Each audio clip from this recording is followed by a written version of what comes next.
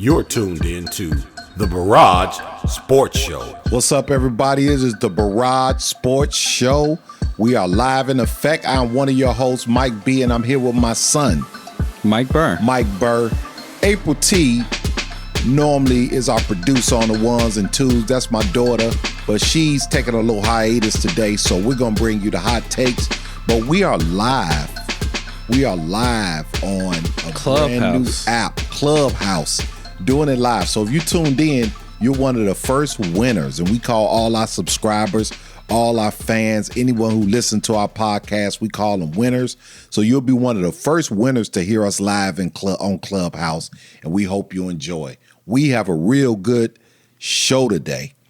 We just had the championship games, Green Bay versus Tampa Bay. We had KC versus Buffalo, and we all know how it went.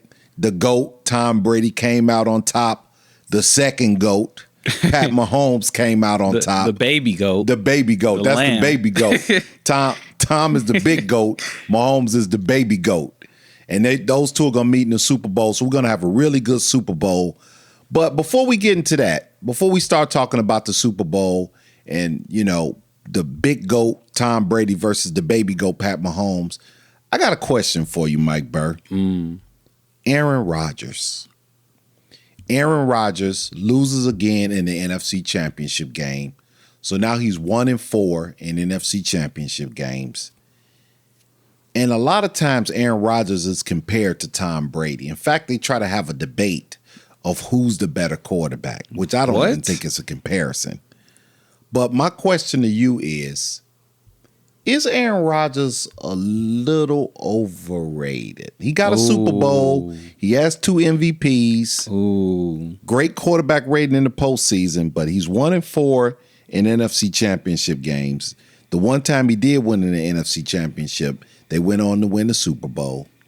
But is he a little overrated? And I'm talking about in comparison to Tom Brady and Peyton Manning and Drew Brees. I'm talking about Joe Montana, Terry Bradshaw. I mean the upper echelon quarterbacks. Is he really of that ilk, or is it a little much? Talk to me. You know what? This is one of those questions. It sounds kind of crazy, but then when you start looking at it, you know, it starts to make a little sense, right? Okay. Aaron Rodgers, as it stands right now, he's the all-time leader in passer rating. Yes. Probably he is the most efficient passer to football we've ever seen. But like you said, 1-4 in NFC championships, 1 Super Bowl, which he did win, and he won the MVP. But for an all-time great, talent-wise, to only have 1 Super Bowl, what does that say about you? Okay. And let's zoom into the game that just happened, right? It was getting kind of out of hand at halftime, right? The Tampa Bay got the late touchdown with 1 second left. It was 19-3 or something, 19-7. True. But in the second half, Tom Brady threw 3 picks. Aaron Rodgers had multiple opportunities to get back in that game. They do get back in the game. They have a chance to tie the game with 8 points if they score, and they're on like the 5-yard line. Mm-hmm. They go 3 and out, kick a field goal, which that was one of the worst play calls I've seen. You got to go for it. It's the playoffs. But what does that say about the coach? If you're a coach, do you think if you had Tom Brady in the game, if you had Patrick Mahomes, are you kicking that field goal? True. That's a good point. Maybe he doesn't have enough confidence in Aaron Rodgers because the first 3 plays didn't go well. And we heard from the coach that Aaron Rodgers actually picked the 3rd down play in that series. And so with all that said, losing his first game, NFC Championship game at Lambeau Field, this is a question I have. Whose career would you rather have? Okay. Eli Manning or Aaron Rodgers? Ooh. So think about this. As great as Aaron Rodgers is, Eli Manning has 2 Super Bowls. True. That's true. And 2 impressive Super Bowls because he beat the Patriots twice. And he beat the Patriots in there. Could have been the only undefeated since the 70-something Dolphins. Yep. When they had Randy Moss and Tom Brady, and they were just setting the league on fire. That had to be one of the biggest upsets in Super Bowl history when they beat that team. He beat literally one of the greatest teams of all time. Twice. In the Super Bowl, has a Super Bowl MVP. And, it's one of those questions. Everybody holds Aaron Rodgers such a high standard. People are questioning if Eli's even a Hall of Famer, which I think he is. True. And let's look at the numbers, right? Aaron Rodgers, 30 has thrown, and they played the same amount of seasons at this point because we know Eli retired last year. Right. But he got into the league a year before Aaron. So they had the same amount of seasons, so this is a good time to compare them. Aaron has thrown 354 touchdowns, only 84 interceptions. Impressive. 64% completion. Meanwhile, Eli has thrown 360 touchdowns with 239 picks. So, clear winner there. Okay. Aaron Rodgers' passer rating is 102 for his career. Eli's was 84, which is good, but, not all-time great like Aaron Rodgers. But this is an interesting stat. Game-winning drives. Eli Manning has had 42 to Aaron Rodgers' 24.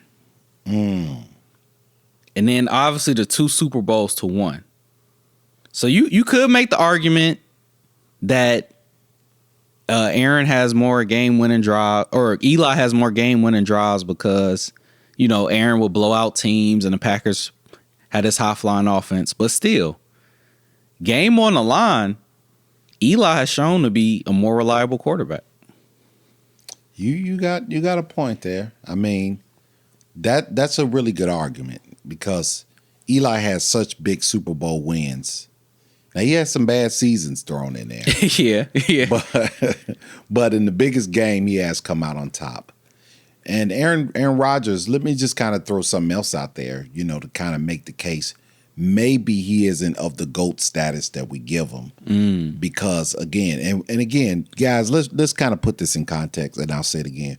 We're comparing him against the all-time greats, not Rex Grossman, not some other guys, because he's head and shoulder above those type of quarterbacks. But we're comparing him. Is he in that ilk of Peyton Manning, Joe Montana, Tom Brady, Eli Manning, Joe Montana? Does he really deserve that? And personally, I would say no. He's not Jay Cutler, and he's above that fray. But I think he's somewhere in there with Dan Marino. Dan Marino played in 1 Super Bowl. He never won a Super Bowl. Stats are ridiculous. I think Drew Brees is in that ilk. Drew Brees is, going to retire with a lot of passing yard records and a lot of wins, but he only has 1 Super Bowl. So I think that's rare air, but I do think there's another elite group right above that. And with that group, I would say Terry Bradshaw, who won 4 rings, Joe Montana won 4 rings, John Elway won 2, Peyton Manning won 2, Eli Manning won 2. I think that's a whole nother rare air. I don't think Aaron Rodgers, unless he wins 1 more, I don't think he's in with that group. And so if you're listening, all you winners, whether you're pro Aaron Rodgers or you agree with us, we got to hear from you. Let us know what you think in the comments because, we just want to talk about that. And last season, he had a real bad performance against the 49ers. Yep. So we know what just happened with Tampa Bay. The 49ers, he didn't do too well. He threw an interception. He fumbled the ball in the first half. They fell down. They were behind 27-0 in that game. And he threw 2 TDs in the second half to kind of salvage it on the stat sheet. But in terms of those didn't impact the game. He really didn't play well in that game. His passer rating was about a 79 in that game. And he's had some passer ratings below 60 in the NFC Championship games as well. So, he's had some tough goals on the biggest stage. Now, to give him credit, one time he did make it through. Unfortunately, he beat our Bears. Yep. At home. He beat us in Chicago, too. But something about that game, say what you want about Jay Cutler, he was a starting quarterback, and he got hurt in that game. Good point. So he made it to the Super Bowl, played well, but he did catch a break in that NFC Championship game. Starting quarterback got hurt. And if you remember that game, the backup, Caleb Haney, who's actually just had a big playoff game with the Chiefs, remember, he almost came back and won that game. He did, though. So, yeah, like you said, all-time great passer. Obviously, he's an all-time great, going to be a Hall of Famer. But like you said, can we put him in that category with the Bradys, with the Montanas, with the Brashaws? I don't know, because one Super Bowl, and he's had some meltdowns in the postseason. I'll say no. That's my vote. Like I say, we could leave it out to our winners, chime in. Again, Aaron Rodgers is fantastic. We're Bear fans on this podcast, and he is an absolute Bear killer. So, regular season, and he is special, but I don't think he's a rare air quarterback. But he is special. Again, Drew Brees, Dan Marino, Aaron Rodgers, and don't get me wrong, that's not a bogus class of guys. Those are some great guys, stats wise and number wise. But I think there's another level that they try to put Aaron Rodgers on, and I don't think he's on that level. Yeah, I think you got to have multiple Super Bowls to be considered like that, because if you did it once, look, Nick Foles got a Super Bowl. Yeah. So it could be a fluke. Who Doug knows? Williams got a Super Bowl. Yep.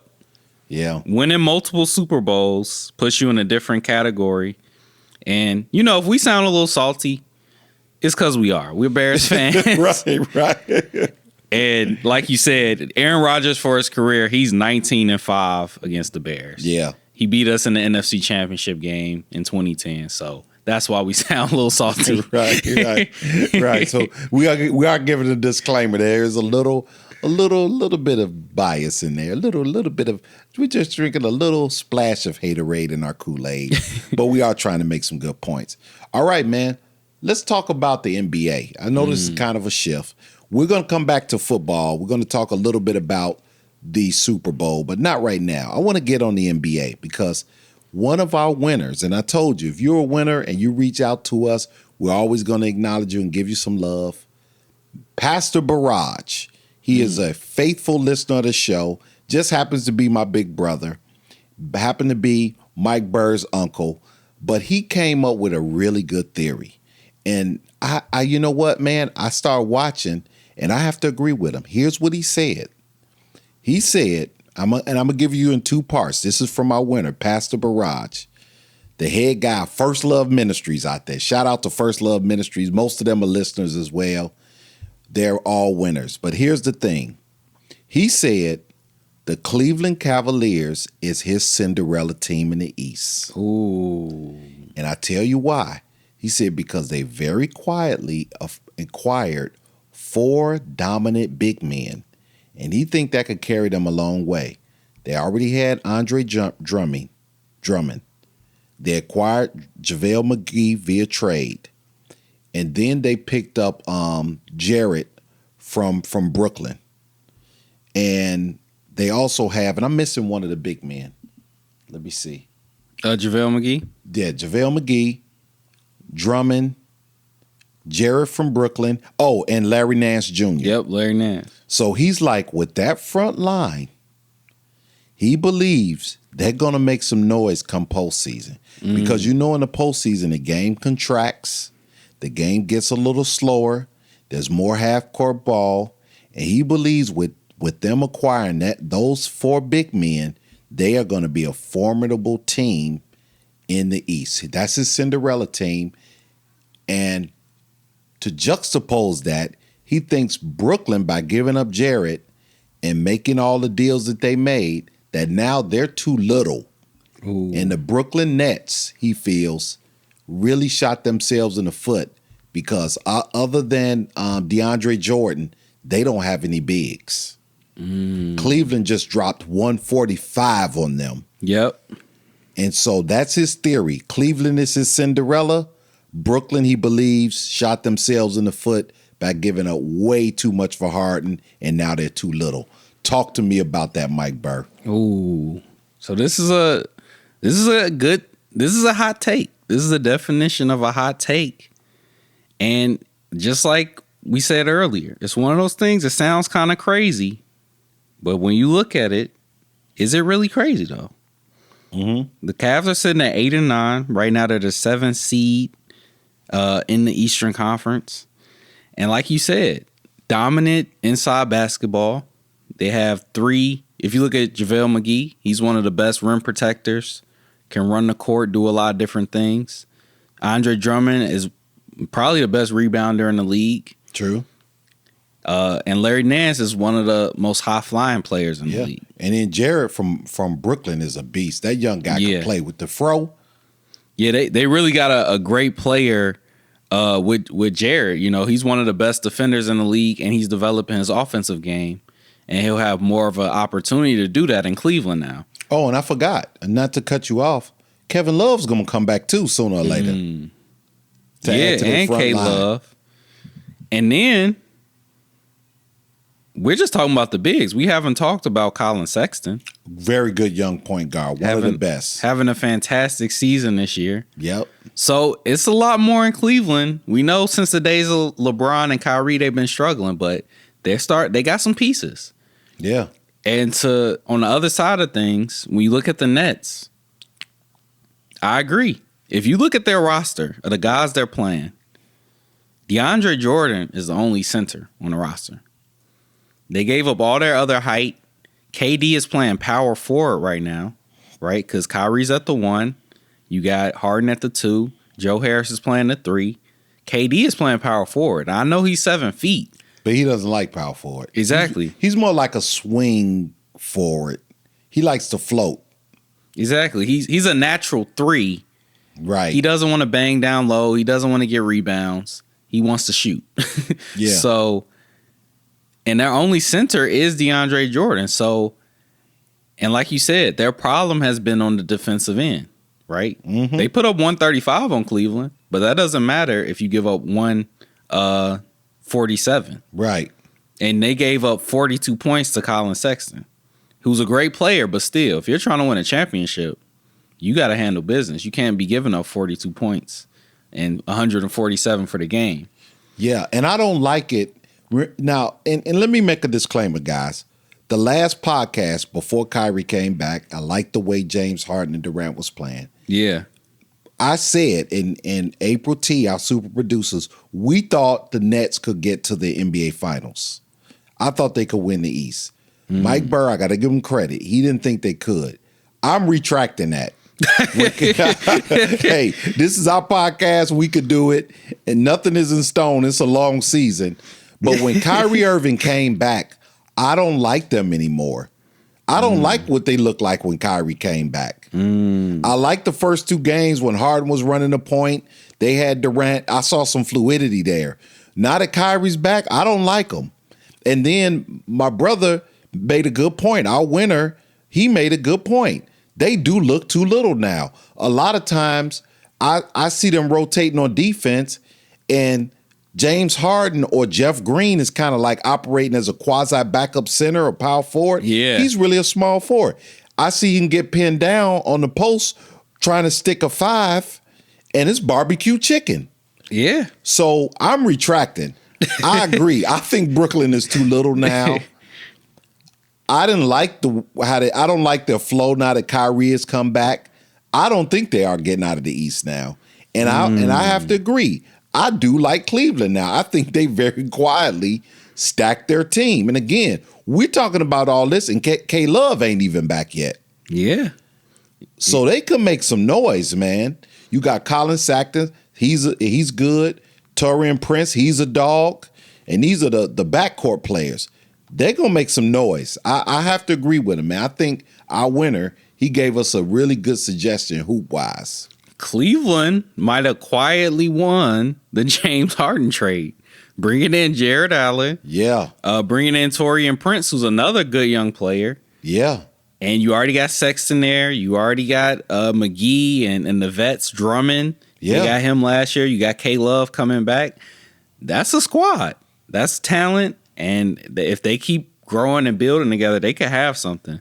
And back to the Nets, they did win one game with the big three, but that was against the Heat without Jimmy Butler and without Tyler Hero.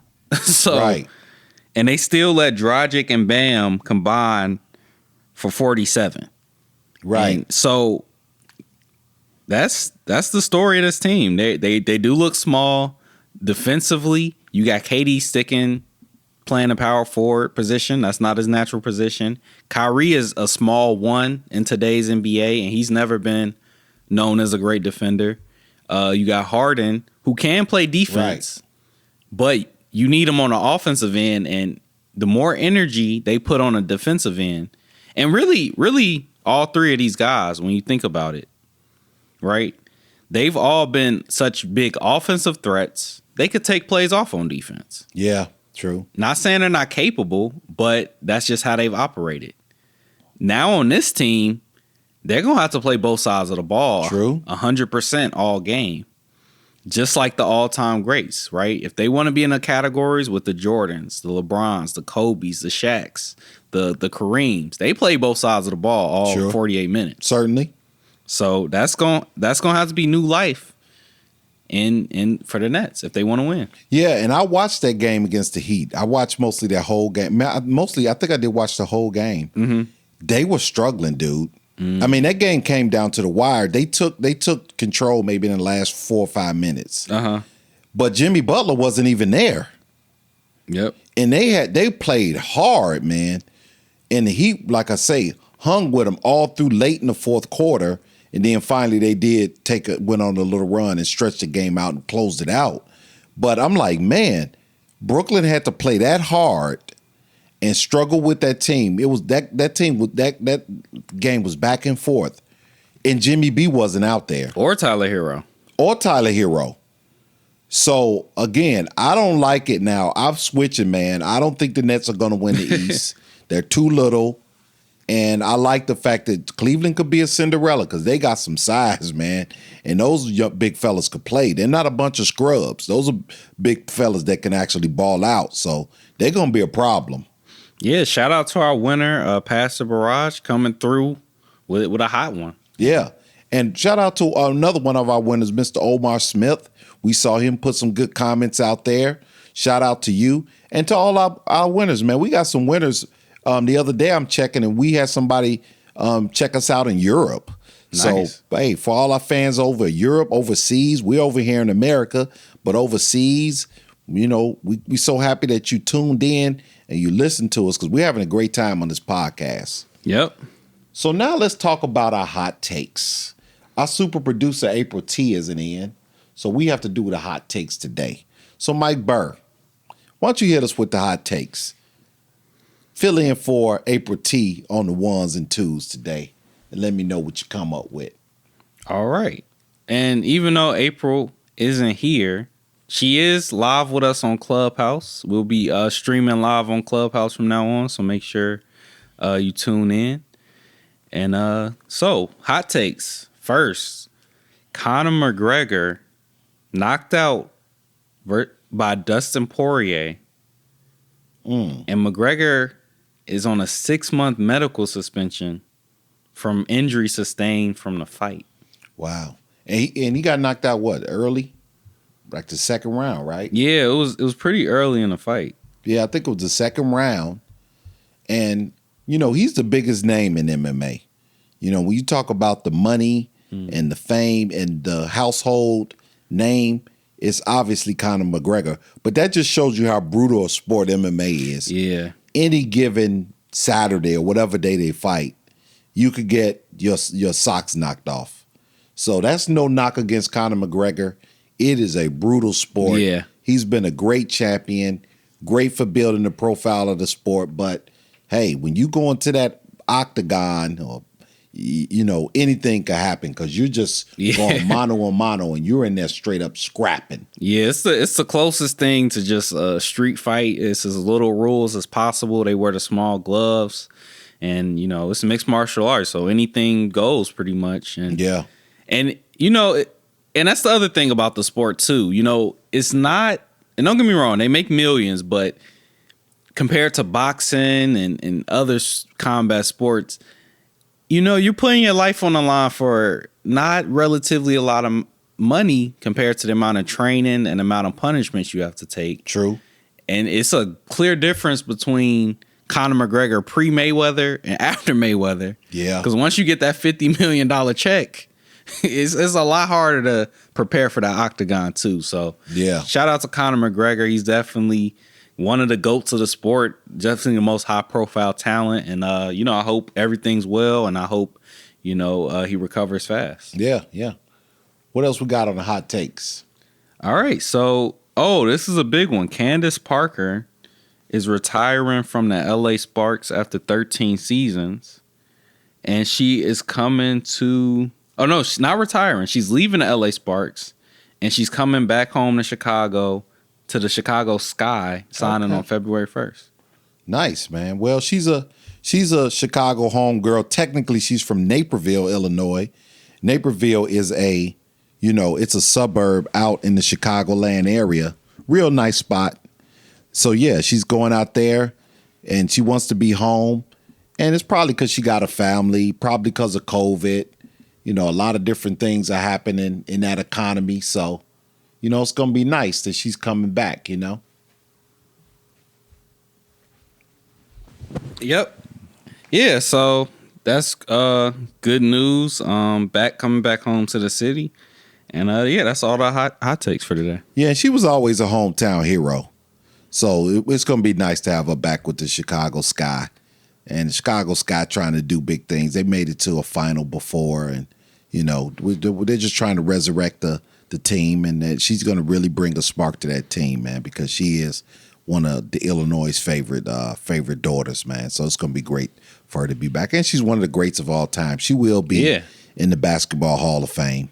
No doubt about it. She's a first balloter, not only for what she did in the WNBA, also a great career at Tennessee. So it's going to be nice for Candace Parker to be back home. Yep. All right. So now let's get back to the NFL. Those are the hot takes. Let's just talk about the matchup between the old GOAT, as we said, Tom Brady, versus the baby GOAT, Patrick Mahomes. Here's the question. Do you think, now that Tom Brady is playing in his 10th Super Bowl, do you think any player, Patrick Mahomes or any player for that matter, as a starting QB, will get to 10 Super Bowls? Or is this some sort of unbreakable record, kind of like Wilt Chamberlain's 100-point game, you know? Man, that's a good question. I mean, unprecedented, you know, what Tom Brady has done throughout his career. 10 Super Bowls, won 5.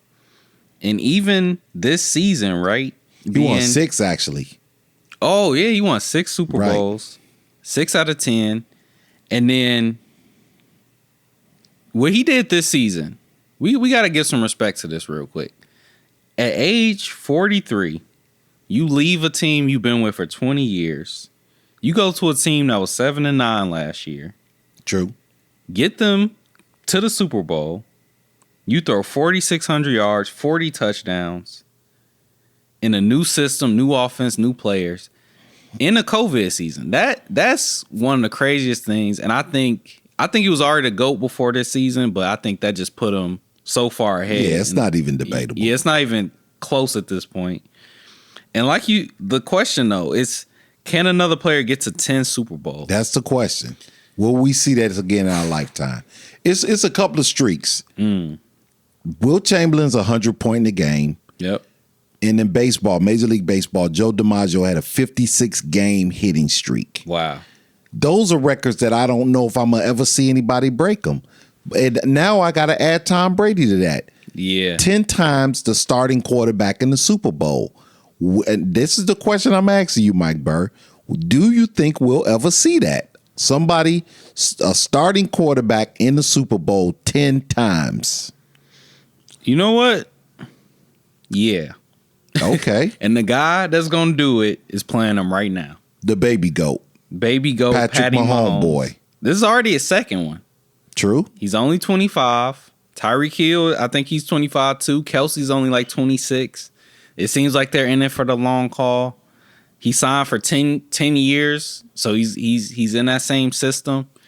I think we're moving from one dynasty to the next. I think what we just saw with the Patriots, we're going to see something similar with these Chiefs. But 10 though.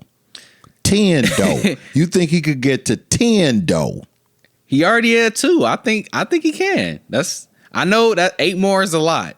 And obviously in football, especially, you got to stay healthy. That's a big factor. True.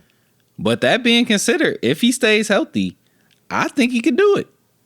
But 10 though, because you got to understand, Tom Brady didn't get there just on his talents, just on being the GOAT. They did some cheating. They did. Come on now, let's talk about it. They did a little cheating. They had a few calls go their way because the whole thing started with the Raiders when he actually fumbled that football, but they didn't call it a fumble. They made a new rule. That made a new rule right there on the field. So you got to have, number one, tremendous skill and tremendous talent. That's number one. Yeah. Then you got to cheat. Then you got to have luck. Then you got to have the NFL colluding too. Where they would, filming people and getting, people are doctoring his football for him, all type of stuff. So you need a lot of factors to get 10. So you telling me Patrick Mahomes boy could do it?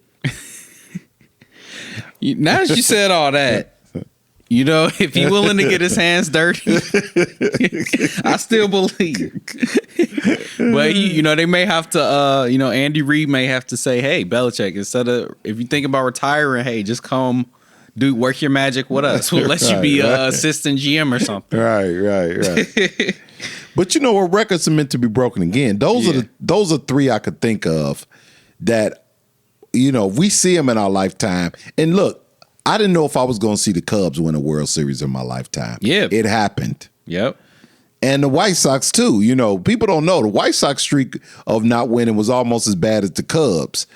And I've seen them both. It wasn't that bad, but it was close. It wasn't 102 years. Right. But I seen it. With my own 2 eyes, I saw the Cubs win a World Series. I saw the White Sox win a World Series. So anything could happen. So sooner or later, somebody in the NBA is going to score 100 points. Kobe got close. Got 8 to 81. Yep. Somebody might get that 100 to pass Wilt. That 56-game hitting streak, I think the closest that someone got to was Pete Rose, got to 44, I think, which Pete should be in the Hall of Fame. I don't know how him and Barry Bonds, 2 of the best players in the history of baseball, are in the Hall of Fame. Really 3. There's 3 guys in the MLB. I know I'm finna divert a little bit, but watching them play, and I had the privilege of watching them play, and they're 3 of the best I ever saw with my own 2 eyes. Pete Rose, Barry Bonds, and Roger Clemens. How those 3 people are in the Major League Baseball Hall of Fame, I don't know, because they're not only the Hall of Famers, they're 3 of the best who ever did it. But that's a whole nother story. Yeah. So in Joe DiMaggio's 56-game hitting streak, I don't know if we're going to see those, but if we do, it's going to be really special. Yeah. Yeah. Yeah. Like you said, records are made to be broken, and if Mahomes takes some plays from Brady's playbook about health and staying in shape, he's only 25. Yeah, he is. He still has room to grow. And if he could play until he's 40-something just like Brady, I think he could do it. It's a lot of seasons from now to then. If he could have a 20-year career, which is hard to do, and that's a testament to Brady just alone doing that and still playing at a high level. So, like I said, if anyone can do it, it's Patty Mahomes, but even he will have a tough road to do that. Yeah, because it's a lot. And shout out to Tom Brady, man. He deserves it. And it don't look like he's going to retire. I mean, he looked fresh and clean. Yeah. He don't look like, he's 43, but he don't look bad. He don't have baggy eyes, and he don't seem a step slow. His arm don't seem a little slower. Well, you're like, okay, Brady, you were a stud, but now it's time to go. You know how sometimes when a boxer come back and you're happy to see him back, then they go in the ring and they just get embarrassed, and you're like, okay, that's it. You got your last hurrah. But, I don't want to see you get hurt out there. I don't feel that way with Tom Brady. Yeah, he not at looked all. fresh as a daisy out there. Yeah, it's kind of crazy, especially when you look at guys that are younger than him. Like, two that come to mind, Ben Roethlisberger, Phillip Rivers, right? Yeah. They're almost 10 years younger, 5 to 10 years younger, and they look kind of old this year. They did. And Phillip Rivers already retired, and Big Ben seems like he's closer to the end. They just Drew picked Brees up is leaving. a backup quarterback for him. So Drew Brees is leaving, like you said, and he probably could have played longer, but the injuries, caught up with him. And obviously not speaking anything on Brady, but it doesn't seem like he wants to stop, and unless something were like that to happen. If he's healthy, he might play until he's 50. That'd be crazy, man. Yeah. But he looks good, though. He threw 4,600 yards, 40 touchdowns this year. He was second in QBR. So, 20-year-olds can't even do that. And he's back in the Super Bowl. Yeah, and back in the Super Bowl with a chance to win his 7th. Yeah, maybe he's so relaxed because his wife, Gisele Bundchen, makes $1 gazillion billion, and she's a supermodel from Brazil. So you could just go out and play ball. Maybe you just relax when your wife is a supermodel from Brazil and make 3 times as much money as you. So all you have to do is just concentrate on football and making sure you pick up after yourself at home or something. Yeah. So maybe he's just so relaxed because he got the perfect life. And we're not going to do our Super Bowl preview yet. We're going to do that at the next podcast. So make sure you tune into the next podcast. But we do just want to talk about a few things from the Super Bowl. What is it going to be like with Tampa Bay being the first home team to ever make it to a Super Bowl? Is that going to be a big advantage for them over the Kansas City Chiefs? It sounds like one, but I would say no. Okay, why? And the only reason it's not is because of COVID, right? Oh yeah, it's only going to be about, I think, 30% capacity and it may change, but it's not going to be a full stadium. And they're doing, you could look up the details of this, but they're doing some sort of lottery system to make sure fans from every team have an opportunity to come into the game. And most of the people allowed into the game are going to be like frontline workers. Yeah, first responders. Exactly. So if this was a regular season with regular full capacity stadium, I think it would be a huge advantage. But this season, I think it's going to be a mixed crowd, and it's not even going to be that many people there. So I think it's just going to feel like another game to these guys. It's still going to have intensity, and we know both teams are going to bring the best. But I think a lot of the advantage Tampa Bay would have had in this historic time, winning the Super Bowl when you're the team to host it. Mm-hmm. I think a lot of that is unfortunately diminished due to COVID. Yeah. They're going to allow, they just made an announcement, they're going to allow 22,000 fans. That's quite a bit. Yeah. All things considered. Yeah. Yeah. So, and they're inviting 7,500 vaccinated healthcare workers, which I think that's really cool. And then there'll be another 14,500 fans in paid attendance. Nice. So that's a bigger number than we anticipated, but of course it's not, Raymond James Stadium, capacity. Let's find out their capacity. It's about 65,000, just over 65,000. So that's a third. So a third of the fans will be there. Yeah. So yeah, I kind of dig what you're saying about it's not the home field advantage that you could thought it'd be. But hey, man, and here's the funny thing. I was on vacation in Florida with the family. We were all on vacation in Florida when they maybe a week before they announced that, or whenever Tom Brady was coming to the Tampa Bay Buccaneers.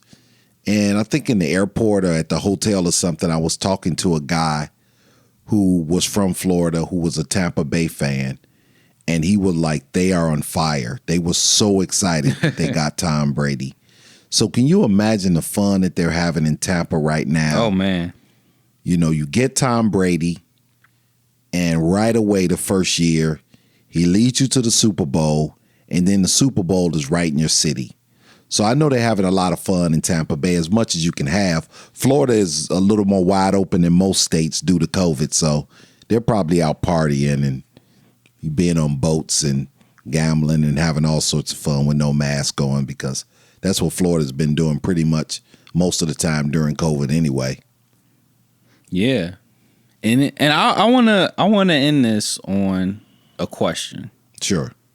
Because I think this deserves its own segment. We'll probably talk about this next week in our Super Bowl preview. Okay. But when you look at Tom Brady's career, what he's done, 20 seasons in the NFL, 6 Super Bowls, which a lot of... 6 Super Bowl wins. 6 Super Bowl wins, which a lot of people, even professional athletes, say it's the hardest championship to win because it takes so much going right. 10 Super Bowl appearances, all-time leader in passing, pretty much every playoff stat he has. Is he the goatiest GOAT of all time? Oh, that's a good question. Of all the GOATs, Mayweather, Jordan, LeBron, whoever you think the GOAT of basketball is. And that's the other thing. It's no debate with football. When it comes to football, Tom Brady is the GOAT. In other sports, you got a little bit of debate, right? Is it Ali? Is it Mayweather? And so I just want to end the podcast with this question. You can reply in the comments. Is Tom Brady the GOATiest GOAT of all time? That's a really good question. I still go with MJ though. And this is why. And I have kind of a broad theory on MJ, but I'll tell you why. He's 6-0 in the finals, okay? 6 finals MVPs. And then we know what he did accomplish-wise in terms of basketball, the scoring titles, Defensive Player of the Year, National Championship at North Carolina, but also the marketing and promotion. Brady, even with all the success, will never sell as many gym shoes, will never be a global icon, global brand ambassador like Michael Jordan. I mean, the guy became a billionaire mostly from his endeavors with Nike and being a cultural phenomenon with his shoes, from men, women, children, babies. To this day, he hasn't played in 20 some odd years, still has the hottest shoes on the street. Okay? Yep. And then for him to go on and not only continue his future, his entrepreneur endeavors after the sport, but to be the first basketball player to play in the league to become a majority owner of a team. And then you have a team, the Charlotte Hornets, you're the owner. Everybody on your team is wearing Jordan brand. But when other teams come to town, half those players are wearing Jordan brand. Yep. Now that's a baller. I don't think we're ever going to see that again. For players on the opposing teams in the NBA to be signed, many of them, to his Jordan brand, then the ones that aren't signed to the Jordan brand just want to rock them because they're 20-year-old, 30-year-olds, and that's what they wear. They wear the Jordan brand. They come to town to play your team, and half of them are wearing your gear, who's playing your team, who's wearing your gear, and you own the team. Yep. And not only that, it's several college teams and even NBA teams with their jerseys, and their team is sponsored by the Jordan brand. That's what I was saying. Yep. So, yeah, that's quite an accomplishment. And so you think Jordan's the GOAT for a lot of his business acumen and what he did off the court? Yeah, just the cultural icon and the marketing, the promotion, the shoes, the gear. Nobody's ever done anything like that. Yeah.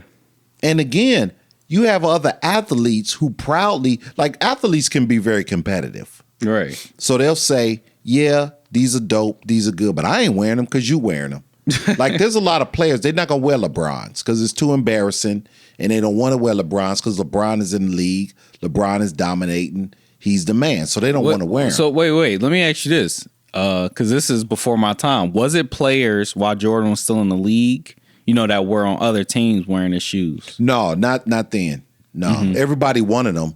So they was wearing them in the off season. Got you. They weren't wearing them during the when the league play was on. Right. But in the off season, everybody was still rocking Jordan because they wanted them too. Right. But not when he was playing. You had to play it off.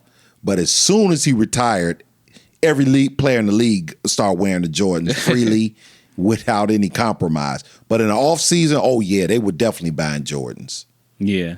Yeah, like you said, we, even though it's before my time, I don't think we've seen anything to the icon status of Michael Jordan. Yeah.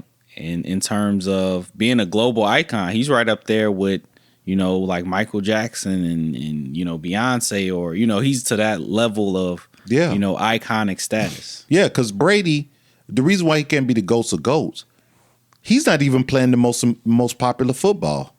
Outside of the States, the most popular football ain't football, it's soccer. I think the Super Bowl got 30 million or some amount of, like a big amount of people that watched the game, big TV ratings. But there was a soccer match that one of the same years as the Super Bowl. It wasn't even like a championship and got 45 million in views. It was like a big rivalry, and they got more views than the Super Bowl. Yep. And it was just a big rivalry game. Yep. So Tom is not even the biggest footballer in football because he's playing the football Americano, as my Latino brothers and sisters would say. He's not playing the global football, which we commonly call soccer. So no, I'm sorry. Tom is a bad boy, definitely a GOAT of the sport and an iconic figure, but not to the MJ level. Not to the MJ level. Nice. So that's my take on that. Cool. So I think MJ is the GOAT of GOATs. Nice. Yeah, man. So that's our podcast, man. We had a good podcast today, man. We were flowing today. We talked about a lot of stuff, man. We talked about Aaron Rodgers, if he is cream of the crop. We got some basketball in there. So hit us up, man. We're on all social media platforms.